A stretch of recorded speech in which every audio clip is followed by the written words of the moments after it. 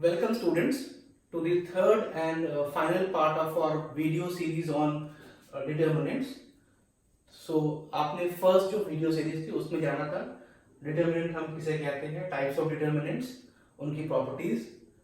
Second video series में आपने देखा, हमने डिस्कस किया था वहां पे minors, cofactors, then adjoint of matrices, invertible matrices के बारे में।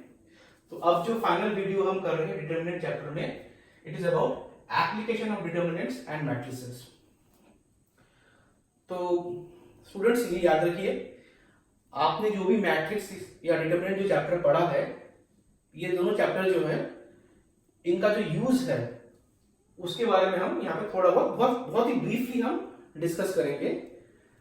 आपका जो सिलेबस है क्लास 12 का, उसका वो जो सिलेबस है वो काफी कम कर दिया गया है। पहले यहाँ पे हम rank of matrix, Cramer's rule, उसके बाद आपके एलिमेंट्री रो ट्रांसफॉर्मेशन, एचेलॉन मेथड्स, इन सब को डिस्कस करते थे। तो वो अब क्योंकि बहुत कम कर दिया गया आपका सिलेबस, तो हम उसी के दायरे में रहते हुए इस टॉपिक को डिस्कस करेंगे। तो application of determinants and matrices में हम जो एप्लीकेशन सीखेंगे, सिर्फ एक ही एप्लीकेशन सीखेंगे, वो है regarding for solving system of linear equation. और वो भी कौन से लीनियर इक्वेशन, जो कि आपके दो या दो से ज्यादा variable, two and three variables के हम लीनियर इक्वेशंस देखेंगे। Linear equations for solving system of linear equations and for checking the consistency of system of linear equations. तो आपने जिन्होंने मेरा इससे पहले वाले जो वीडियो सीरीज थे मैट्रिसेस पे, डिटर्मिनेंट पे देखा होगा, मैंने बार बार कहा है कि ये जो हम चैप्टर्स पढ़ रहे हैं, इनका पर्पस जो था, या मैट्रिक्स पढ़ने का जो पर्पस था, वो यही था कि हम जो इक्वेशंस, लीनियर इक्वेशंस हमने 9th में सॉल्व किए थे by the method of cross multiplication या फिर आपका सब्स्टिट्यूशन मेथड, इस सब से जो हम सॉल्व करते थे, उसके जगह अगर हमको एक से ज्यादा इक्वेशन दिए जाए, मान लीजिए 8-10 इक्वेशन एक साथ दिए जाए या बहुत सारे इक्वेशन दिए हैं, तब हम कैसे सॉल्व करेंगे। उसके लिए हमने ये जो स्मार्टर वे था of using matrices and determinant, उसको सीखा था यूज करना। तो उसी में हम, क्योंकि आपका सिलेबस काफी रेस्ट्रिक्टेड कर दिया गया है, तो हम बहुत थोड़ा सा जो एप्लीकेशन है उसको हम टच करेंगे यहाँ पे। सो यहाँ पे हम जो डिस्कस करेंगे, that is application for application of determinants and matrices for solving system of linear equations. सिर्फ लीनियर लेंगे हम, क्वाड्रेटिक इक्वेशन नहीं लेंगे, linear equations. And for linear equation मतलब जिसके जो पावर होता है वो 1 ही होगा, यानी एक्स स्क्वायर या वाई स्क्वायर इस तरह नहीं होगा, सिर्फ एक्स वाई इस तरह के वेरिएबल होंगे। तो linear equation and for checking the consistency of the system, consistency को हम चेक करने के लिए हम इसको यूज करेंगे। तो consistency of system of linear equations. तो कंसिस्टेंसी सिस्टम में आपको याद होगा, हम जस्ट इसको रिवाइज कर लेते हैं कि कंसिस्टेंट सिस्टम हम किसे कहते हैं। हम उस सिस्टम को कंसिस्टेंट कहते हैं जिसमें लीनियर इक्वेशंस दिए हो, the system of linear equations, जिसका भी कोई सॉल्यूशन एग्जिस्ट करता हो। मतलब there will be a solution to the system of linear equations. आपको अगर 2 या 3 इक्वेशंस दिए गए हो, तो उसके एक या एक से ज्यादा सॉल्यूशन जरूर होंगे। अगर इस तरह का होता है तो उसे हम कंसिस्टेंट सिस्टम कहते हैं। और इनकंसिस्टेंट सिस्टम किसे कहते हैं? इनकंसिस्टेंट सिस्टम कहते हैं उस सेट ऑफ या उस आपके जो लीनियर इक्वेशंस है, सिस्टम ऑफ लीनियर इक्वेशंस, यानी 3-4 जो सिस्टम, 3-4 या 2 या 3 जो इक्वेशंस दिए गए हैं, उनके जो सिस्टम ऑफ लीनियर इक्वेशंस, अगर उनका कोई सॉल्यूशन एग्जिस्ट नहीं करता है, मतलब उनका कोई सॉल्यूशन नहीं है, तो उसे हम कहते हैं इनकंसिस्टेंट सिस्टम। तो होपफुली आपको ये चीज समझ में आई होगी। आपने 9th में इसको ऑलरेडी टॉपिक को डिस्कस किया है। तो हम अभी इसको with the help of determinant and matrices हम कंसिस्टेंसी को जानेंगे और इक्वेशंस को सॉल्व करना सीखेंगे।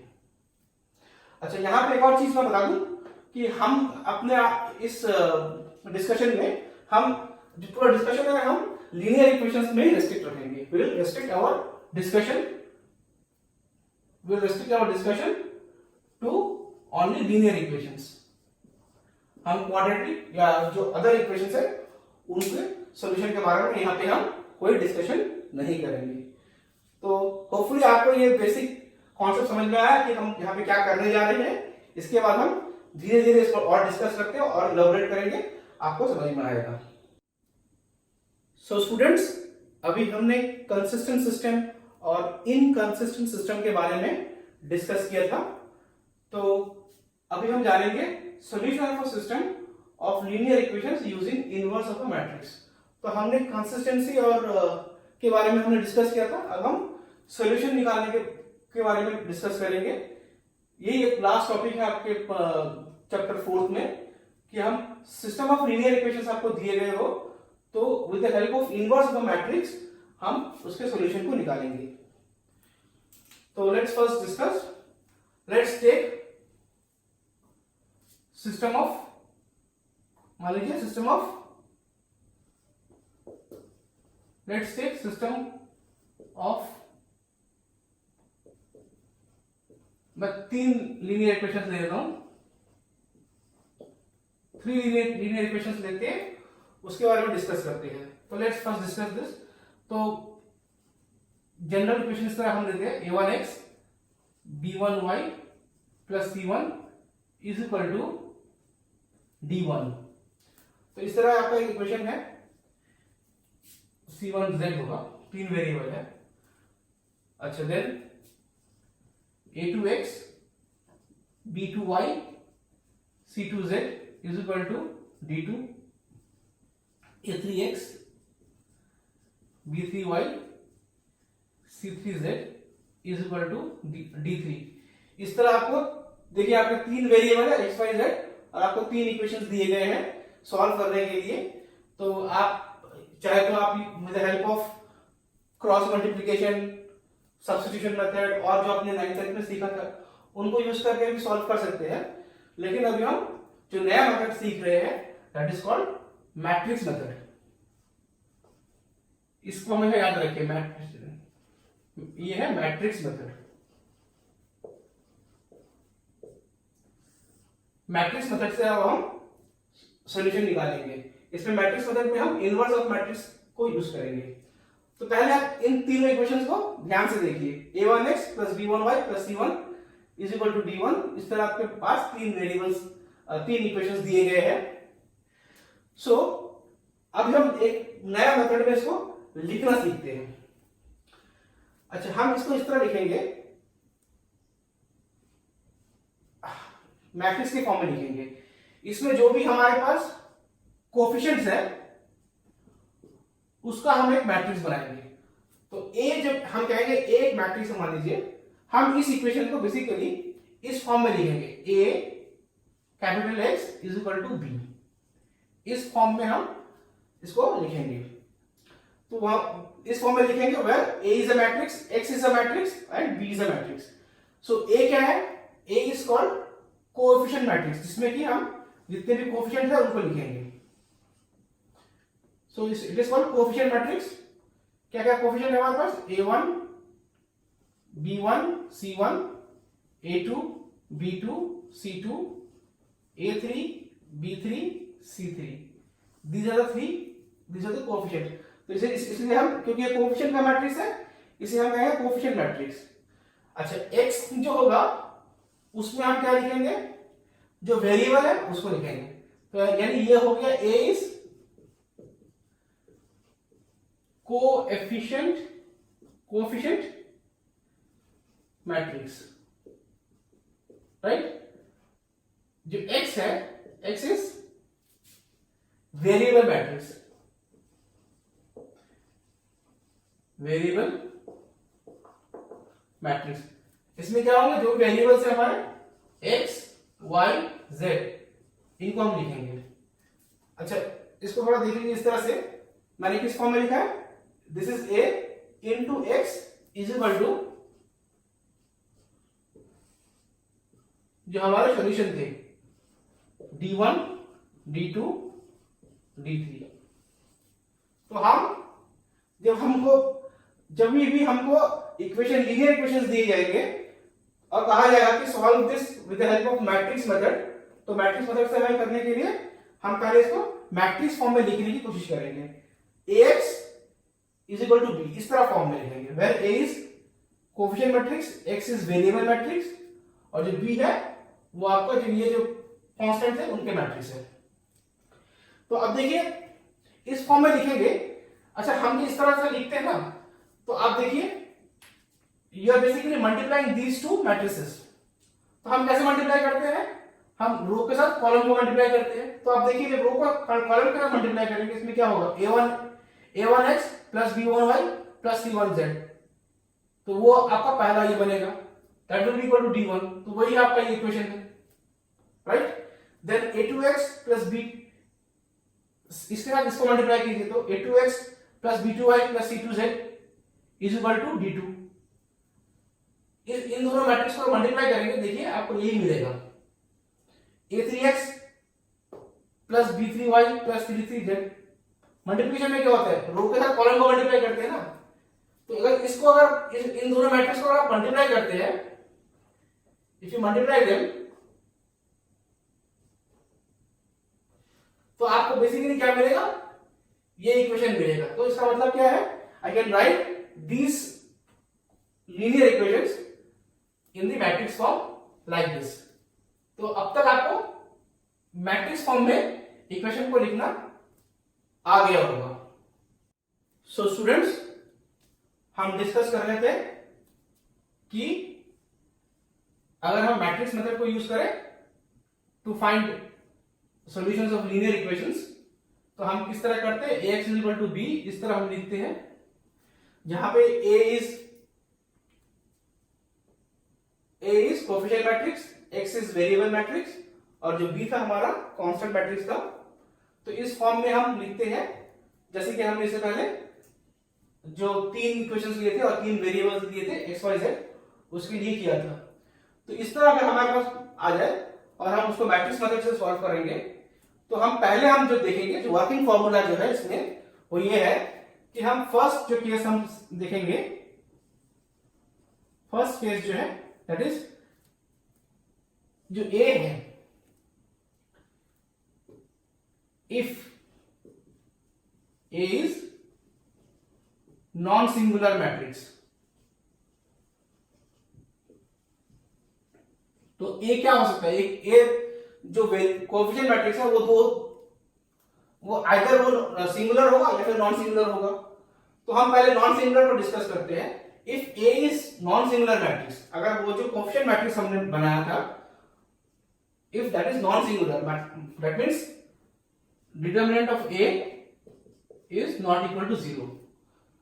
तो हम इसको चेक कर सकते हैं डिटरमिनेंट ऑफ a 0 है कि नहीं। अगर determinant of a is not equal to 0 है, that means this coefficient matrix is non singular matrix. तो हमें पता है कि एवरी नॉन सिंगुलर मैट्रिक्स, हर नॉन सिंगुलर मैट्रिक्स का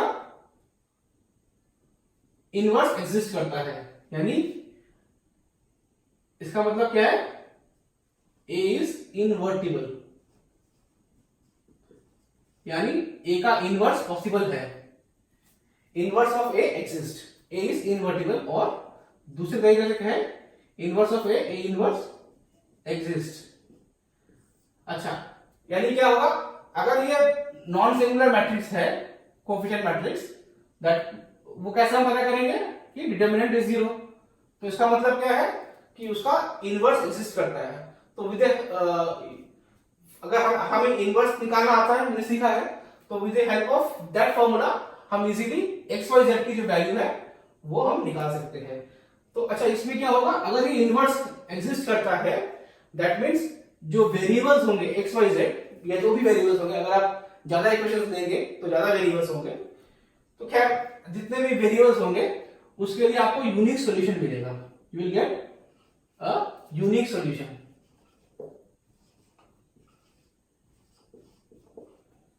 you will get a unique solution. Unique solution मतलब आपके जो भी वेरिएबल्स होंगे, सपोज एक्स वाई जेड है, तो उनकी सिंगल जो वैल्यूज है, उनके जो आंसर है वो आपको मिलेंगे। हर एक के लिए आपको एक प्रॉपर आंसर मिलेगा। तो यानी केस 1 में हमने क्या जाना, we have come to know 3 things. 1 is that if A is non-singular matrix, that is determinant is not equal to 0, तो उस केस में A इनवर्स एग्जिस्ट करता है, और जो सोल्यूशन होगा वो यूनिक सोल्यूशन होगा। तो ये आपका वर्किंग फॉर्मूला का फर्स्ट रूल है। अब हम देखते हैं हम ए इनवर्स कैसे निकालते हैं। Let's try to find out. Again let's take the discussion from here. हमने इस इक्वेशंस को इस तरह लिखना सीखा है। Let's take A inverse on both sides.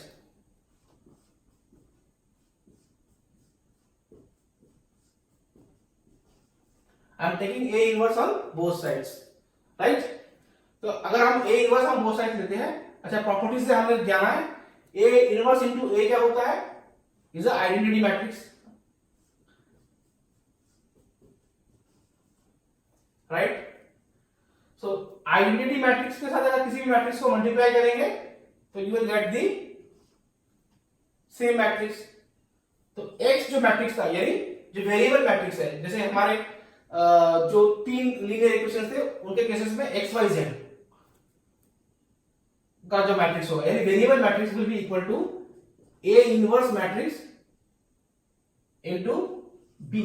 B क्या है आपका, जो कांस्टेंट थे ना आपके d1 d2 d3 इस तरह जो कांस्टेंट इक्वेशंस में थे उनका मैट्रिक्स। तो इस फॉर्मूले से हम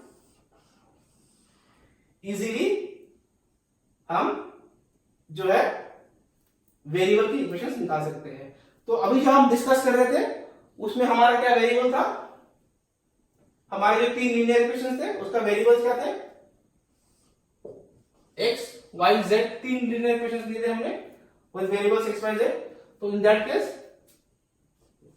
आपको a इनवर्स निकालना है और जो भी a इनवर्स होगा उसके साथ आप जो d1 d2 d3 इसको मल्टीप्लाई कर देंगे तो आपको मिल जाएगा। ये जो क्वेश्चन है इसमें आप a इनवर्स कैसे निकाल सकते हैं, you can find a inverse. आपके पास a जो है वो आपके पास है, you can find easily a inverse कैसे निकालते हैं हमें पता है, 1 by determinant of a into adjoint of a। तो इस फॉर्मूला से हम a इनवर्स मैट्रिक्स को निकाल लेंगे।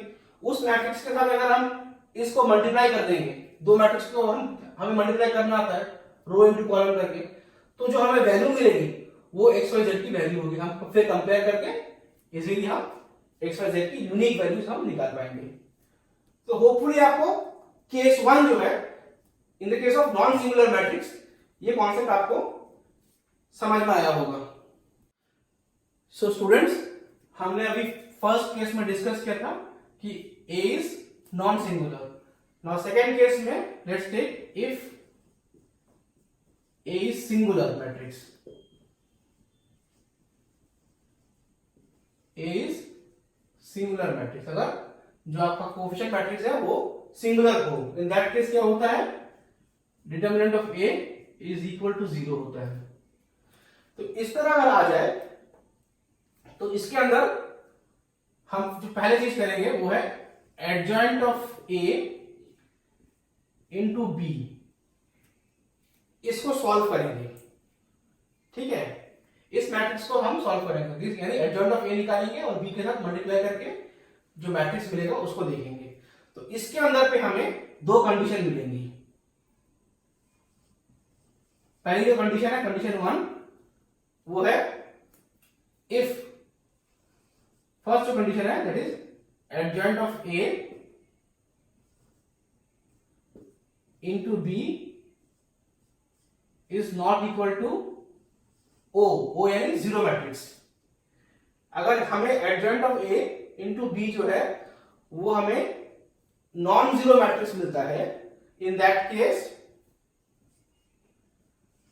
नो सॉल्यूशन एग्जिस्ट, यानी इसका कोई सॉल्यूशन नहीं है।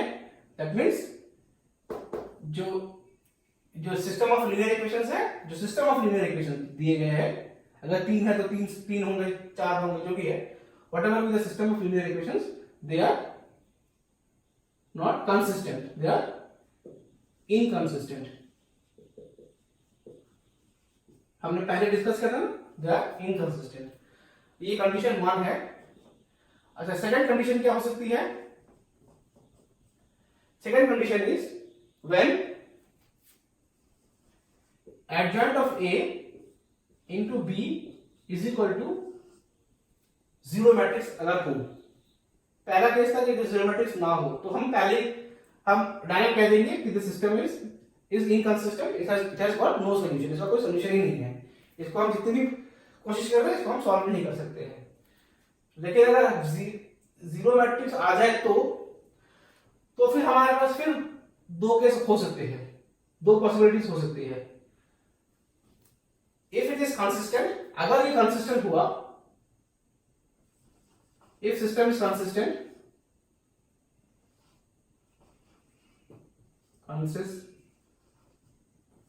system is consistent, then it will have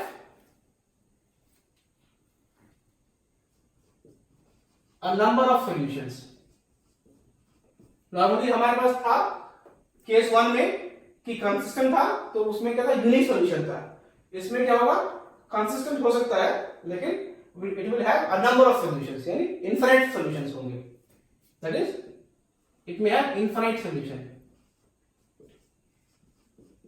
infinite solution हो सकते हैं, यानी एक्स वाई जेड जो थे हमारे वेरिएबल, उसमें उसके कई सॉल्यूशंस हो सकते हैं। उसमें जो भी आप वैल्यू पुट करेंगे उसके लिए वो आप इक्वेशन सेटिस्फाई कर पाएंगे। तो एक हो सकता है कि कंसिस्टेंट हो, और सेकंड क्या हो सकता है कि इनकंसिस्टेंट हो वो।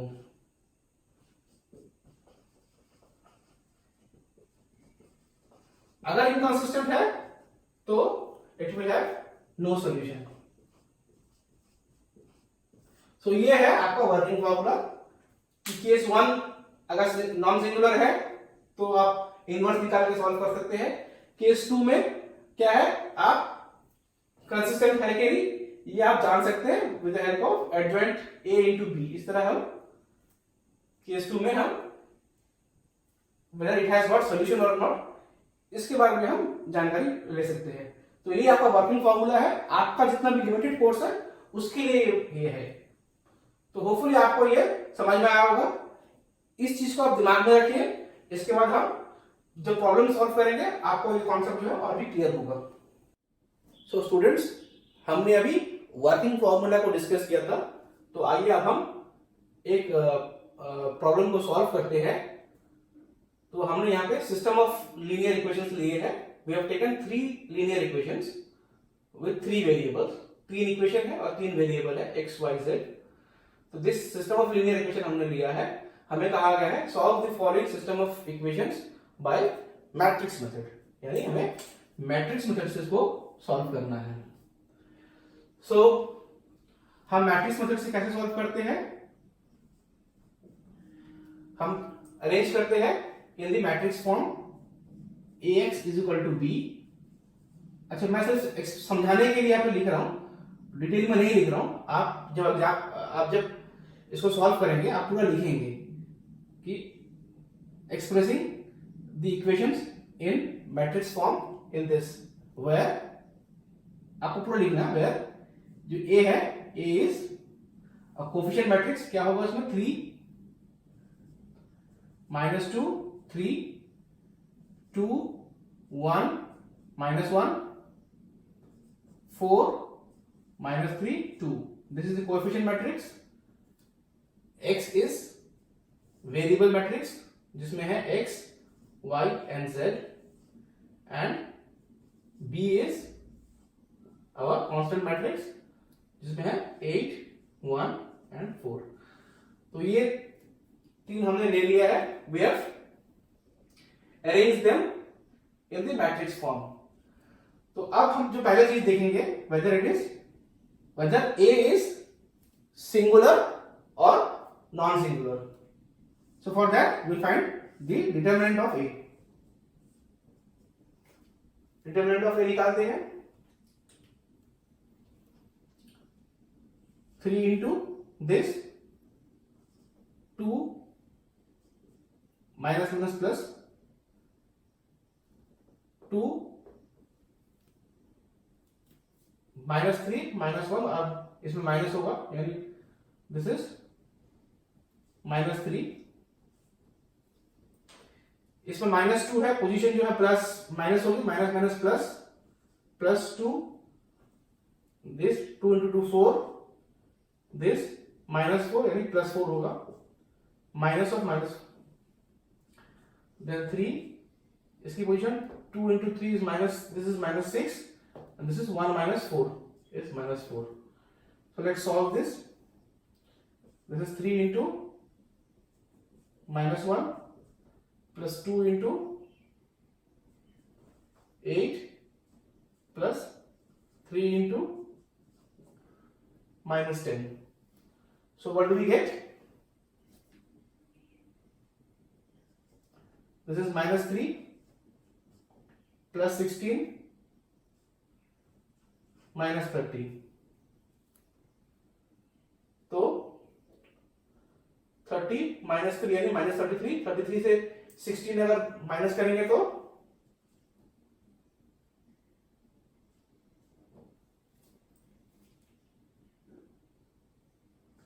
this will be -17. Yes. So this is -17, which is of course not equal to 0. That means जो आपका डिटर्मिनेंट a है, if it is not equal to 0, that means it is non singular. तो इसका मतलब क्या है? This equation is consistent. तो case 1 है ये, मतलब जो केस 1 था हमने लिया था ना, तो उसके अंडर आता है. तो this is consistent. That means inverse of a exists. That means we can say, therefore we can say the system is consistent. System is consistent. System is consistent. A inverse exists. तो अभी हमको solution निकालने के लिए A inverse निकालना पड़ेगा. तो उससे पहले हमें क्या निकालना है? Before that we have to find adjoint of A.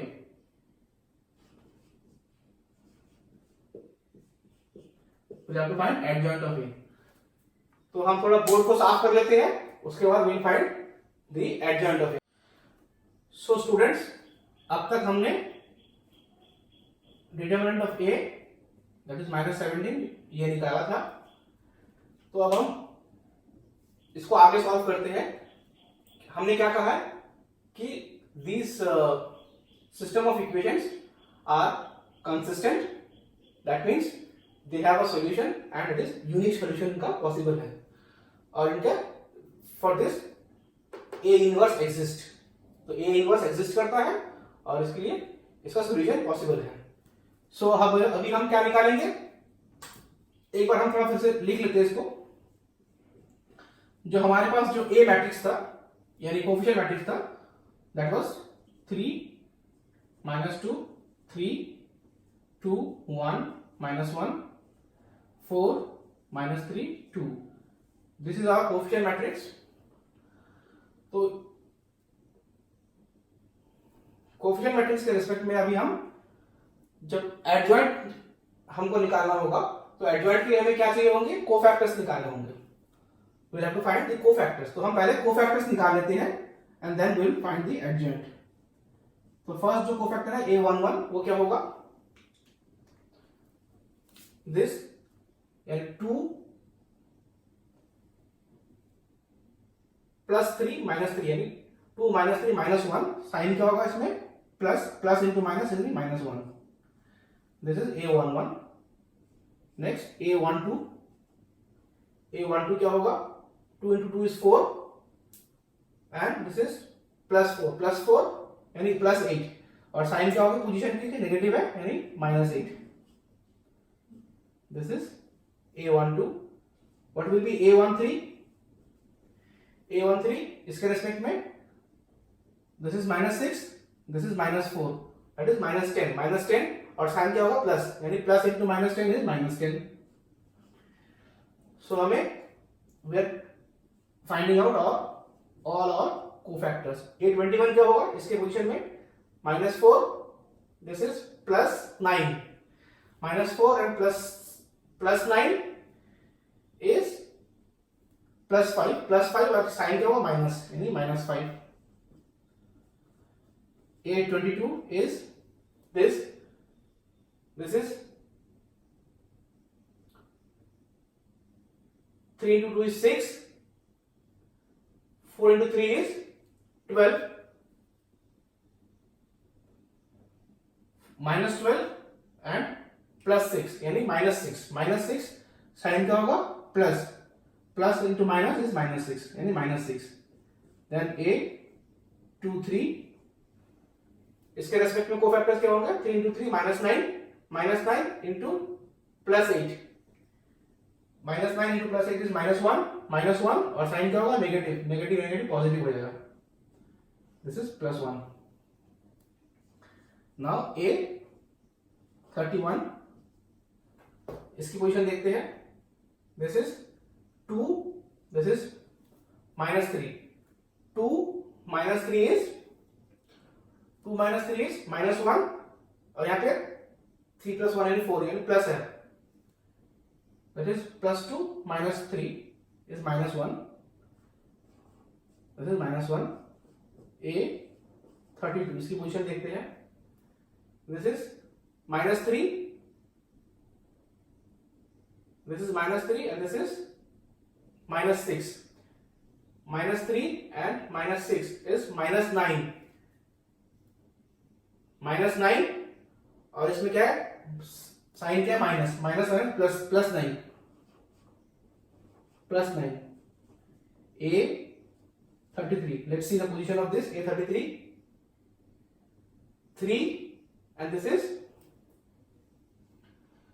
minus 2 to the 4 यानी plus 4. 3 plus 4 is 3 and plus 4 is 7. Sign क्या हो? 7 plus 7. So हमें कोफैक्टर्स मिल गए हैं. We have got our cofactors. अब हम we can write the adjoint. Adjoint A क्या होगा? ट्रांसपोज ऑफ कोफैक्टर्स यानी क्या होंगे? Minus 1 minus 8 minus 10 minus 5 minus 6 1 minus 1 9 and 7. This is the cofactor. And what will be the A inverse? A inverse is adjoint of A by determinant. Determinant A. तो determinant A क्या है? 1 by minus 17 minus 17 और this matrix.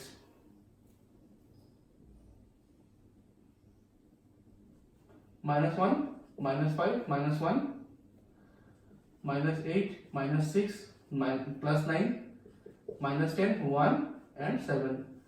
So हमें A inverse मिल गया. A inverse क्या होता है? Adjoint of A by determinant of A. तो determinant of A is minus 1 by 17 and this is our adjoint. So A inverse हमें मिल गया है and we know in this case क्योंकि हमने Ax is equal to B form में लिखा था तो it can be written as x is equal to A inverse into B. So x क्या है?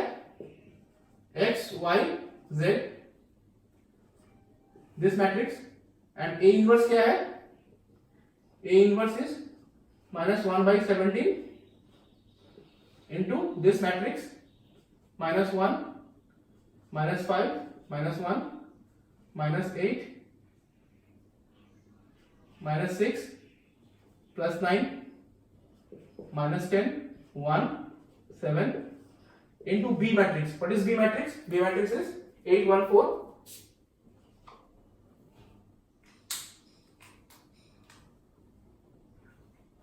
8 1 4. This is the B matrix. अब इसको हम A इनवर्स इंटू B इस मैट्रिक्स को मल्टीप्लाई करते हैं. तो कैसे करते हैं? Row into column. Let's do this. See what do we get? This row into this column यानी minus 8 -5 -4, right? अच्छा, नेक्स्ट कॉलम में होगा दिस कॉलम इनटू दिस रो, 8 8 जा 64 -64, this is -6, this is 9 to 4 36 plus 36. Next, this is -10 into 8 is -80.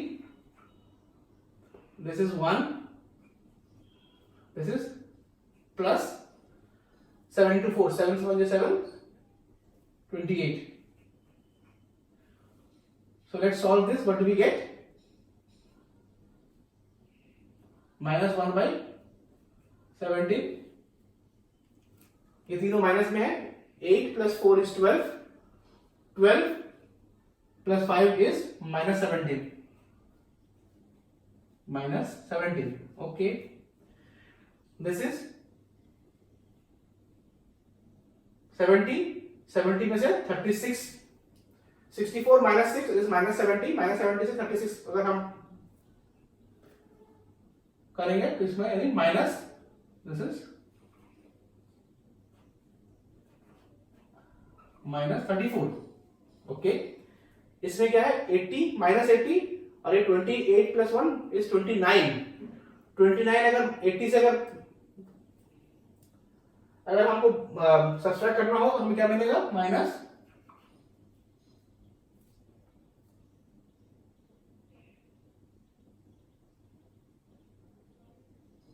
this is 1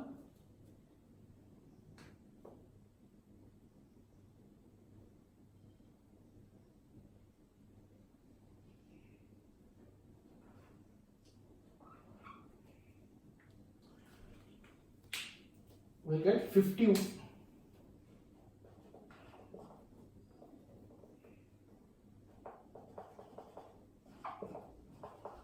51, right?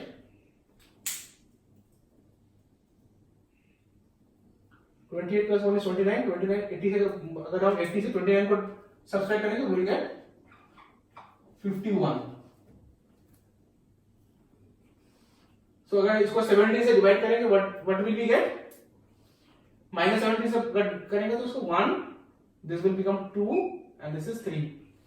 and हमारा ये यहाँ पे क्या है? x y z.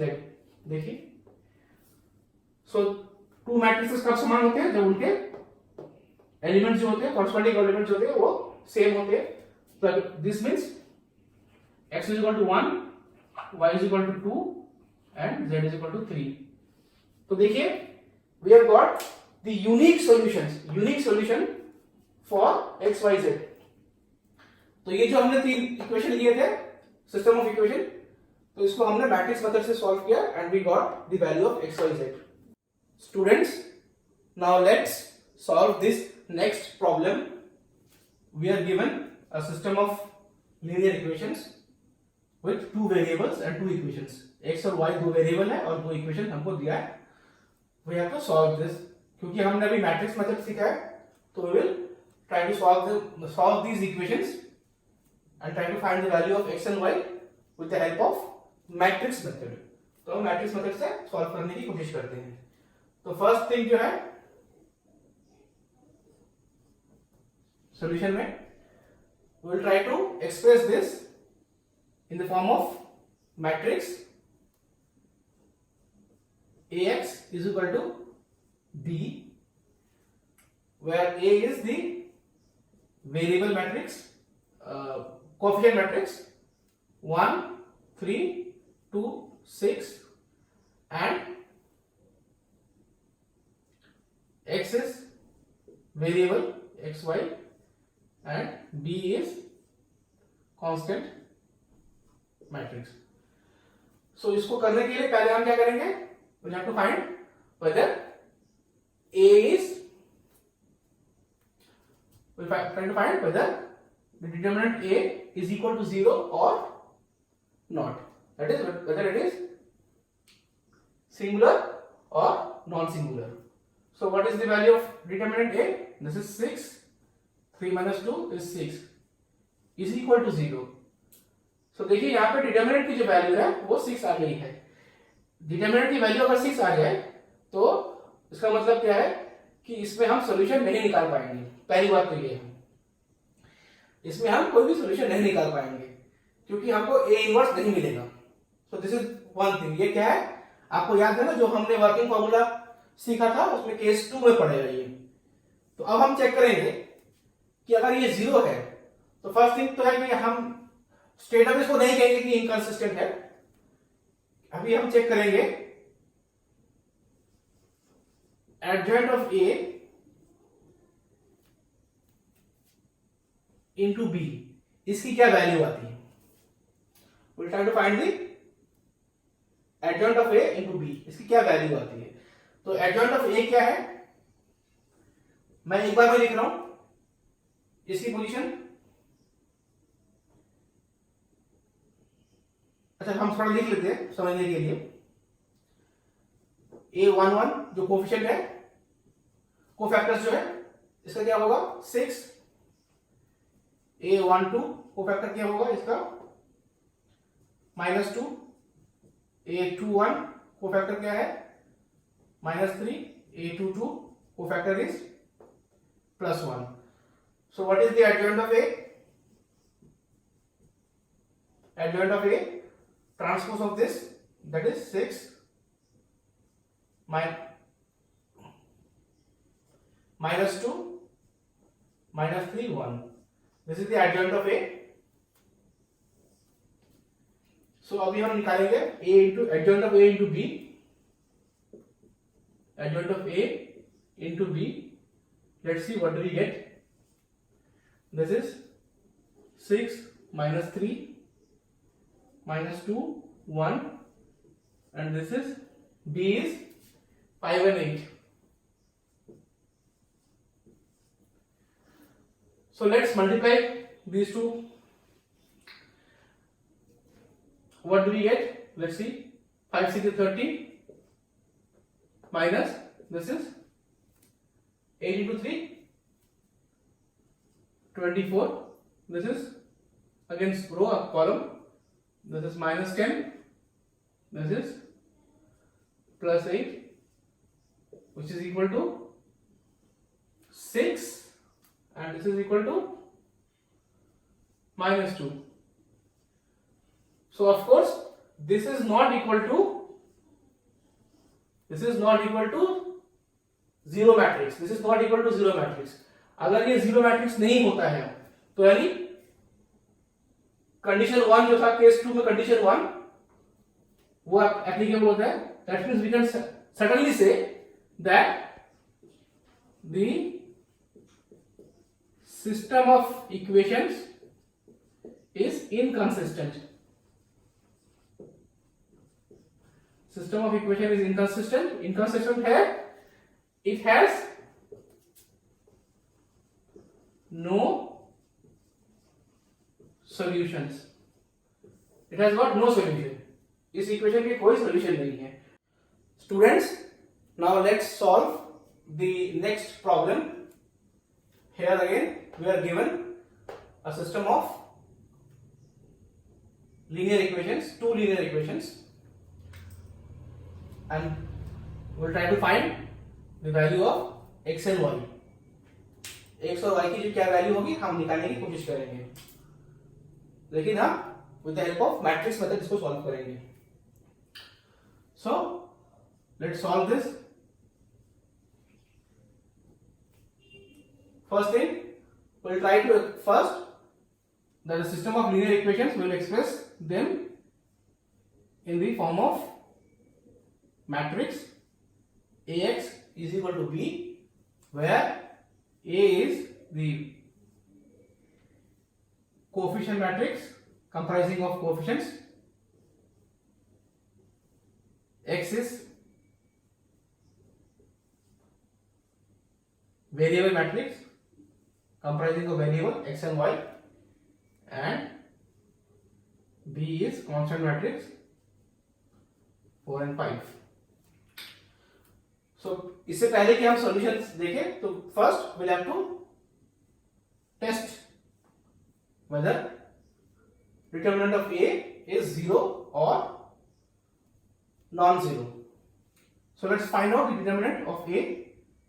5 3 15, 7 1 7, 7 14, that is equal to 1, which is not equal to 0. That means the system of linear equation is consistent and it has a unique solution. यानी x और y की हमें वैल्यू मिलेगी. This is consistent. That means system of linear equation is consistent and will have unique solution. Unique solution होगा तो इसका मतलब क्या है? A inverse will exist. A inverse exist करता है. तो before we find A inverse हम क्या करेंगे? Let's find out adjoint of A. तो adjoint of A निकालने के लिए we'll have to find out cofactors. Let's first write cofactors. क्या क्या होंगे A1 के? 3, A12 के -7, A21 के क्या होंगे? -2, A22 के cofactor +5. So now we have got the cofactors. So what is adjoint of A? Adjoint of A होगा 3, ट्रांसपोज में लिखेंगे 3 -7 -2 and 5. So this is the adjoint of A. We have got the adjoint of A. We have got the determinant of A. So what is A inverse? Let's write here. A inverse is equal to 1 by this into adjoint of A. ये क्या है? This is equal to 1. यानी 1 into adjoint of A क्या है? This matrix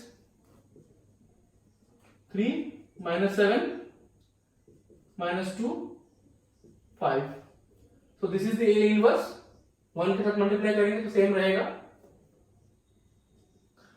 So we have got the A inverse.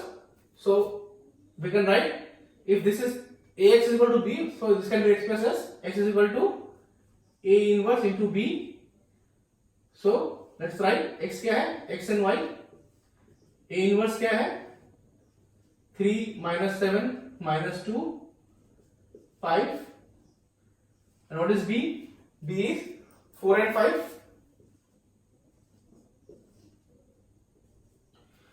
So अब इनको हम multiply करेंगे रो into column.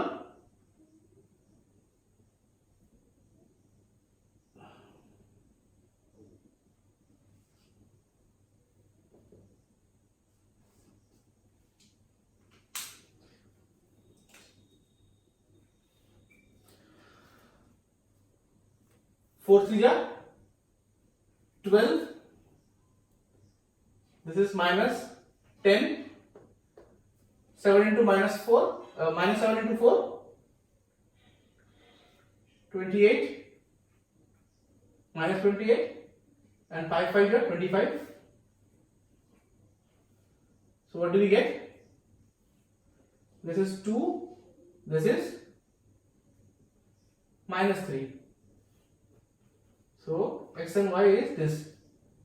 So x is equal to 2 and y is equal to -3.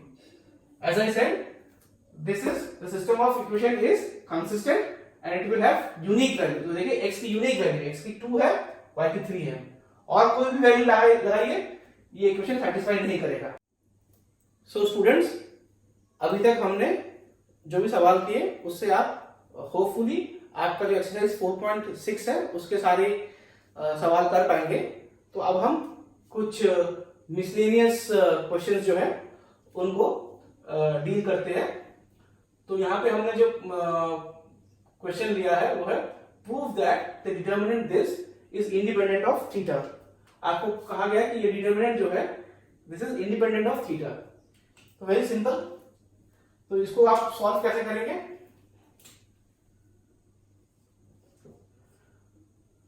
इस determinant को solve करना है और सॉल्व करेंगे और देखेंगे कि उसमें थीटा की वैल्यू रहती है कि नहीं. So this is the determinant given to अस.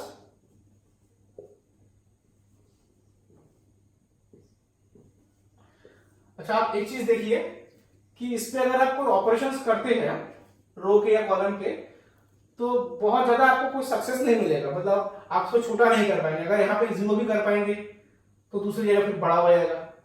तो इससे बेटर है कि हम इसको यहीं पे एक्सपैंड करते हैं। Let's expand this determinant.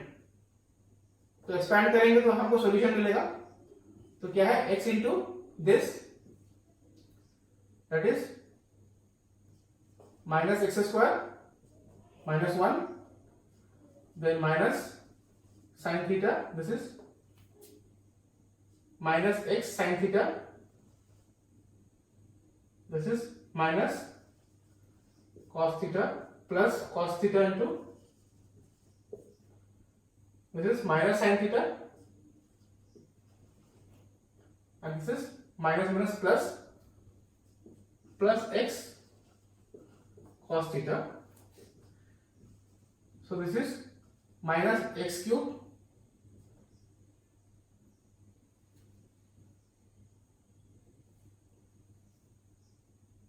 minus x, this is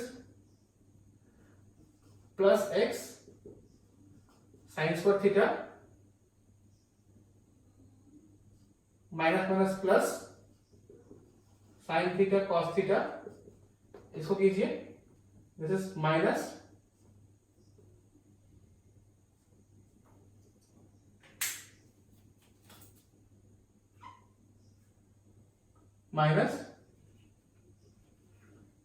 sin theta cos theta, and this is plus x cos square theta.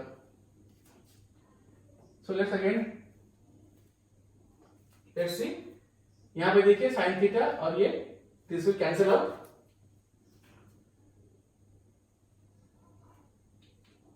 सो हमें यहां पे मिलेगा minus x cube minus x plus x, यहां पे देखिए sine square theta plus cos square theta, इसको एक साथ लिख लीजिए।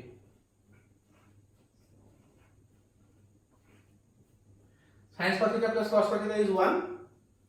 सो देखिए ये क्या होगा, x इंटू 1 इज 1, तो ये और x और ये माइनस एक्स कैंसिल आउट करेंगे। So we are left with minus x cube. तो देखिए इसमें कोई भी थीटा नहीं है, तो that means which means this determinant is independent of theta, therefore it is independent of theta. Students, now let's solve this next problem. Solve the equation this determinant is equal to 0 where a is not equal to 0. तो हमें क्या करना है, हमें solve करना है, that is basically we'll have to try to find the value of x. हमें x की वैल्यू निकालनी है। So let's solve this. So this is given to us x plus a, x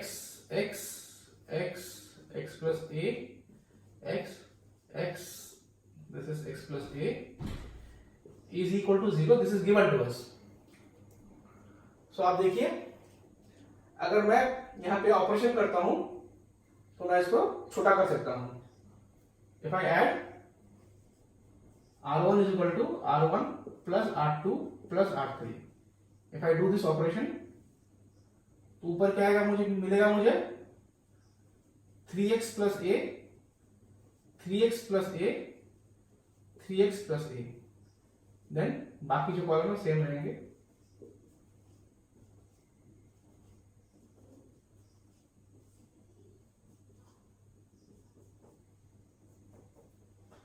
So let's take this common, 3x plus a, then 1 x 1 x plus a, x 1 x plus a is equal to 0.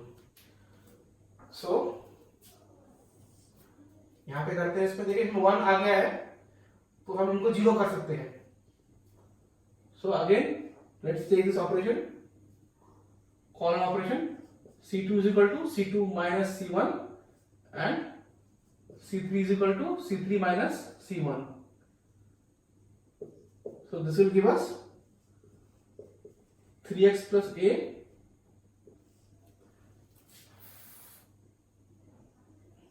First जो column है this will remain as it is.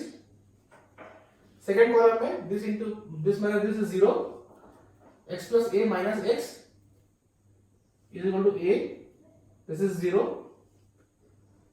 Third column में this is 0, x and x this is 0 and this is x plus a minus x is equal to a. तो देखिए कितना छोटा हो गया and this is equal to 0 given to us. So 3x plus a, इसको expand कीजिए, this is a square, बाकी सब 0 है, this is equal to 0. It is given that a is not equal to 0. As a is not equal to 0,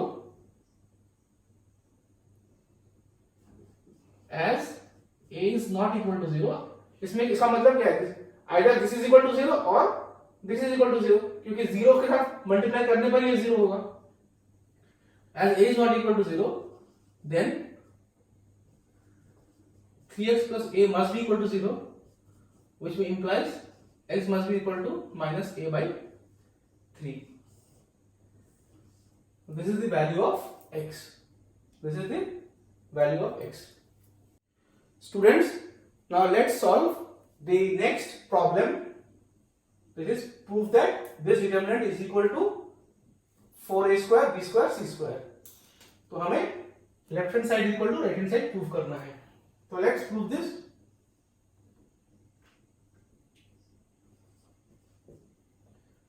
So left hand side ये है हमारा.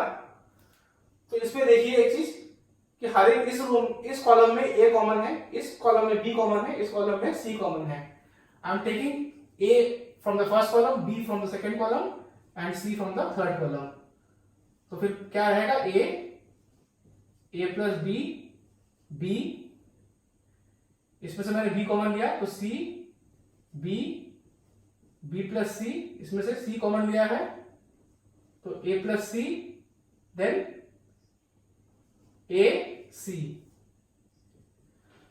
अच्छा, अब आप देखिए दिस इज, इसमें आप देखिए a प्लस बी, अगर रो वन को if r1 is equal to r1 plus r2 plus r3 होता है, so what do we have? a b c. यहां पे क्या आएगा? 2 times a plus b plus c, 2 times a plus b, then a plus b, b. इसमें क्या आएगा? 2 times b plus c, then b plus c. इसमें 2 times a plus c, then a, then c. तो देखिए यहां पे first row में 2 common है, तो I will take this 2 out of the determinant. तो मैंने 2 को बाहर लिखा. अच्छा, अब देखिए एक और ऑपरेशन अगर हम करते हैं,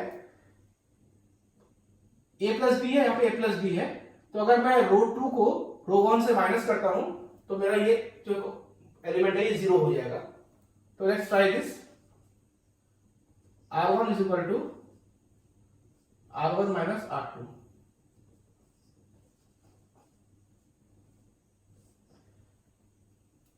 r1 माइनस r2 यानी ये 0 हो गया.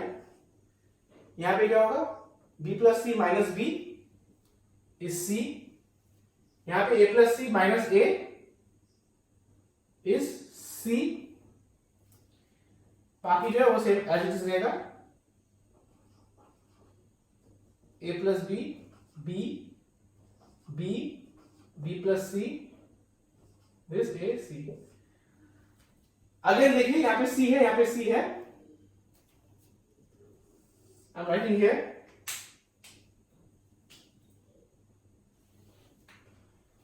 This is equal to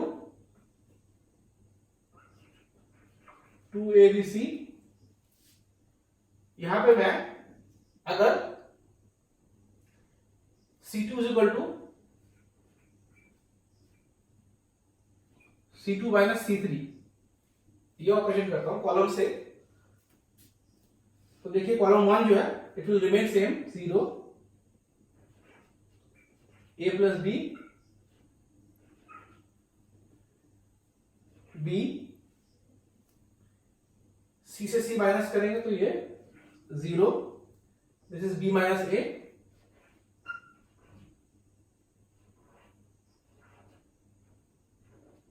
B minus A, this is B plus C minus C, यानी ये this will become B and then C A C,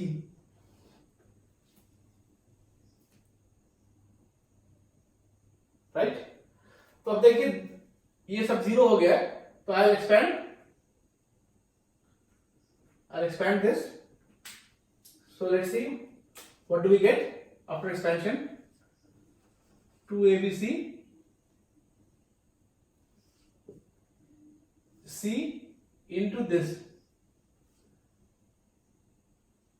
into this is AB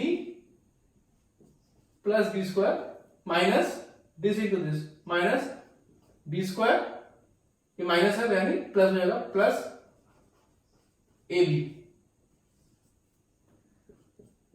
So this is equal to 2ABC into C. यहां पे देखिए these two will get cancelled out. So यहां पे क्या मिलेगा एक बार 2AB. So 2 and 2 this becomes 4. देखिए ABC, यहां पे ABC है, यानी this can be written as A square B square C square, which is equal to your right hand side. Hence proved. Students, let's solve the next problem. Prove that this determinant is equal to this. So देखिए very simple, यहां पे alpha plus beta plus gamma है, तो ये जो column है जिसके साथ अगर हम इसको ऐड करते हैं, simply by looking at this we can say कि अगर हम इसमें C3 is equal to C3 minus C3 plus C1 करते हैं, so we will get alpha beta gamma alpha square beta square gamma square. यहां पे क्या होगा alpha plus beta plus gamma,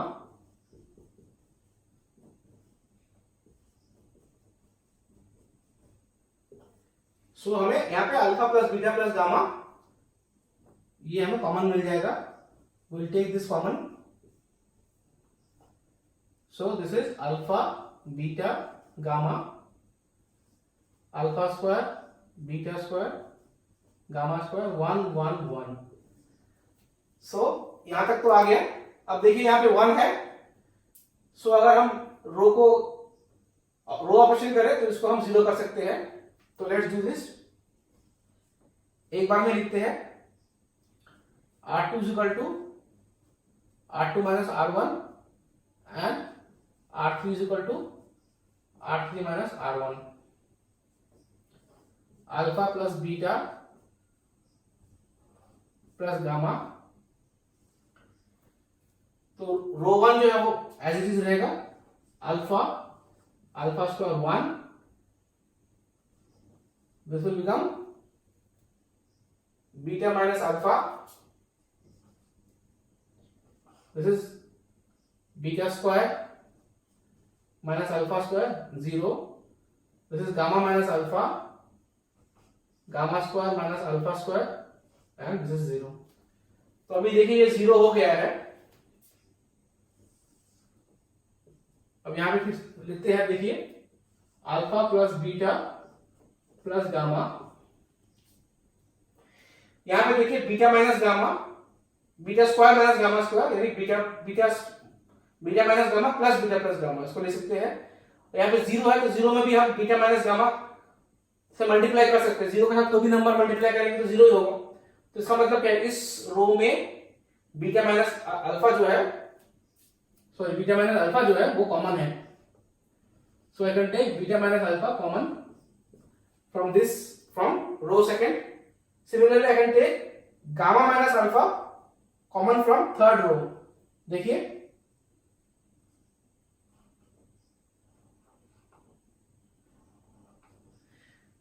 तो यहां पे क्या होगा, I am taking gamma minus alpha common, तो मेरे पास क्या रहेगा, alpha alpha square 1, beta minus alpha चला गया है तो यहाँ पे 1, this is beta plus alpha होगा, a square plus B square का फॉर्मूला आपको याद होगा, beta plus gamma beta plus alpha, और ये 0, again this is 1 gamma plus alpha 0. सो अब इसको एक्सपेंशन करते हैं, alpha plus gamma, beta minus alpha, gamma minus alpha, और इसको अगर करेंगे एक्सपेंशन तो this becomes, this is gamma plus alpha minus beta minus alpha. तो देखिए यहां पे क्या है, आई कैन कैंसिल दिस, तो alpha plus beta plus gamma. अब देखिए मैं थोड़ा रीअरेंज करता हूं, यहां पे अल्फा माइनस अगर बीटा लिखते हैं इसको तो एक माइनस कॉमन आएगा, सी अल्फा माइनस बीटा लिखा तो एक -1 कॉमन आया. यहां पे देखिए गामा माइनस बीटा है, तो उसको अगर मैं बीटा माइनस गामा करूं, beta minus gamma, beta minus gamma करते हैं तो एक और माइनस कॉमन आएगा, तो माइनस माइनस प्लस हो जाएगा, और यहां पे this is gamma minus alpha. तो हमारा आंसर आ गया. इसको थोड़ा फिर से रीअरेंज करते हैं, beta minus gamma, then gamma minus alpha, then alpha minus beta, and this alpha plus beta plus gamma. So this is your answer.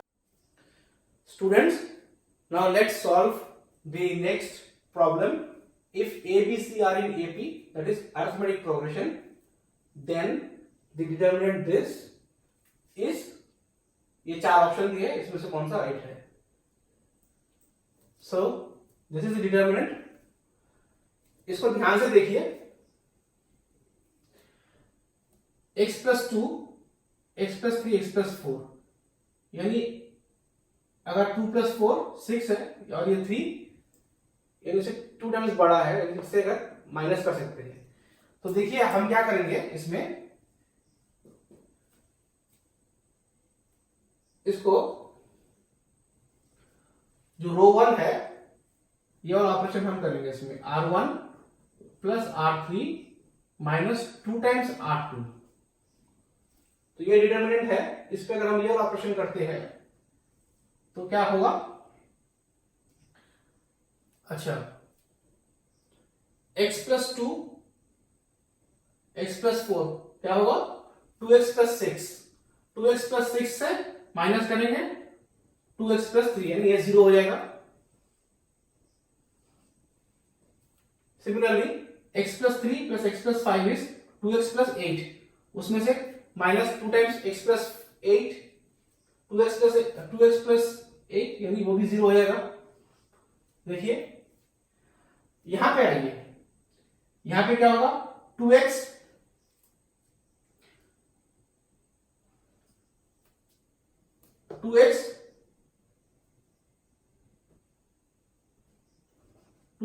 plus 2 times a plus c. देखिए हमने क्या किया, इन दोनों को ऐड किया है और इससे माइनस कर रहे हैं, इसे 2 टाइम्स माइनस कर रहे हैं, माइनस 2x माइनस 2b. ये आपका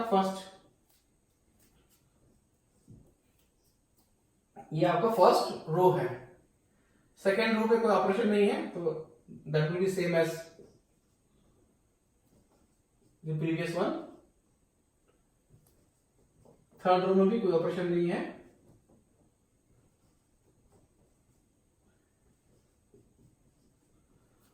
अब यहां पे देखिए, आई कैन कैंसिल दिस। अच्छा, क्योंकि if a B c are in AP arithmetic progression, तो इसका मतलब क्या है, इनका जो डिफरेंस है वो सेम होगा, b minus a must be equal to c minus b. In other words 2b must be equal to a plus c. So a plus c जो है उसमें अगर मैं 2b लिखता हूं तो देखिए ये भी कैंसिल आउट हो जाता है। तो यानी इसके सारे एलिमेंट जो है फर्स्ट रो जो है सभी जीरो हो जाते हैं।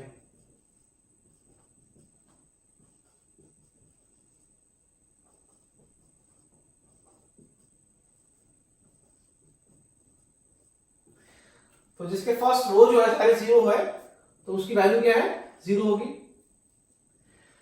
तो इसका मतलब क्या है, this is your right answer. Students, let's solve the next question. If x y z are non real numbers then the inverse of matrix this matrix, इसका इनवर्स क्या होगा इन चारों में से, ए बी सी डी जो option दिए हैं इनमें से कौन सा correct answer, which is the correct answer. So देखिए यहां पे ए दिया गया है, आपको इनवर्स निकालना है। तो फर्स्ट थिंग इज, इनवर्स निकालने के लिए will try to find out determinant. Determinant क्या है इसका, this is x into y z, बाकी जीरो है। So this is the determinant x y z which is non real numbers, multiplication of non real numbers. तो इसका मतलब है inverse exist कर सकता है। सो अब हम क्या निकालेंगे, इनवर्स निकालने के लिए नेक्स्ट जो है एडजॉइंट। तो एडजॉइंट निकालने से पहले हमें क्या निकालना पड़ता है, कोफैक्टर्स, राइट। तो let's find out the cofactors. a11 का कोफैक्टर क्या है, yz, 0, पोजीशन प्लस है तो प्लस होगा। a12 के लिए क्या होगा, देखिए 0 इंटू 0, 0 है तो साइन के लिए हमें देखने की जरूरत नहीं है, we need not look for the sign. Now a13, this is 0, this is into 0, this is also 0. a21, z into 0, 0 into 0, that is 0. a22 positive sign है, x इंटू z माइनस 0 यानी x zx, और sign क्या होगा plus. a23 is this, x into 0 is 0, 0 into 0 is 0, 0.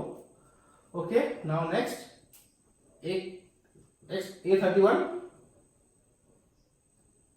0 into 0 is 0. a32, x into 0 is 0, minus 0 into 0 0. a33 is x into y, right, and minus 0. So हमें we have got our cofactors. So adjoint of a क्या होगा, transpose of this which will be yz 0 0 0 zx 0 0 0 xy. सो ये आपका adjoint आ गया है। हमें inverse निकालना है, A inverse. So A inverse is equal to 1 by determinant of A with adjoint. तो this is x y z, याद रखिए मैट्रिक्स है, y z 0 0 0 z x 0 0 0 x y. Matrix में क्या होता है, अगर कोई एलिमेंट बाहर होता है तो उसे यानी कॉमन है तो वो हर एक एलिमेंट से कॉमन लिया गया है। डिटरमिनेंट में क्या होता है कि पर्टिकुलर रो से या पर्टिकुलर कॉलम से हम कॉमन निकालते हैं, जबकि इन केस ऑफ मैट्रिक्स हर एक एलिमेंट से उसको कॉमन होना चाहिए। तो दिस मीन्स हम इस पूरे को हम we can divide this by x y z. तो अगर इसको हम एक्स वाई जेड से डिवाइड करेंगे तो we will get 1 by x, this is 0 0 0। इसको अगर एक्स वाई जेड से करेंगे तो we will get 1 by Y 0 0 and this is 1 by Z. तो इसको हम दूसरे तरीके से लिखें तो we can write it like this, x to the power -1, right? We can write it like this. और ये क्या है हमारा, this value, so the correct answer is A.